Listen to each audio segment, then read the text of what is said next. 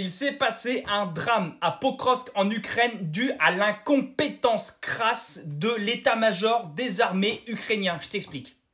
La ville de Pokrovsk, elle est totalement encerclée par les Russes et elle est à deux doigts de tomber. Et ils se sont dit, il faut desserrer l'étau russe. On va donc envoyer, et c'est là que c'est dramatique, écoute, à peu près une trentaine de forces spéciales de soldats d'élite ukrainiens.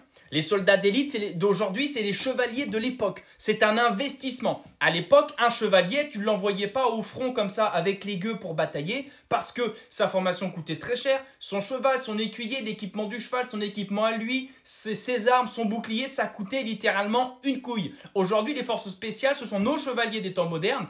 Un force spéciale a à peu près 2 Lamborghini à côté de lui, en termes de finances, ça coûte très cher. Ces gars-là sont l'élite, ce sont des soldats courageux, prêts à tout. Et ces gars-là, ils se sont dit, on va les monter dans des hélicos, le Black Hawk Down, enfin les Black Hawk, pardon, le film Black Hawk Down, les mêmes hélicos. Et ils se sont dit, on va les envoyer derrière les lignes russes, et là-bas, ils vont aller faire du grabuge à 30. Il y a 10 000 Russes à peu près qui encerclent Pokrovsk. Ils se sont dit qu'à 30 gars, ils allaient réussir à niquer les Russes, à percer, faire une brèche, bref.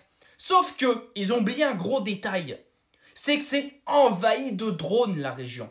Et ils le savent, puisque c'est eux les premiers à les avoir utilisés et qui sont même meilleurs que les Russes dans le domaine.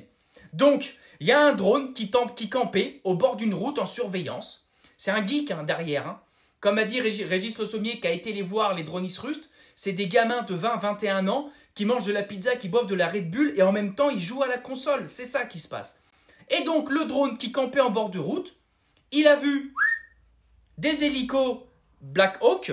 Il a fait, ok les gars, il y a, je sais plus, je crois que c'est 3. Il y a 3 hélicos ukrainiens qui cherchent à traverser.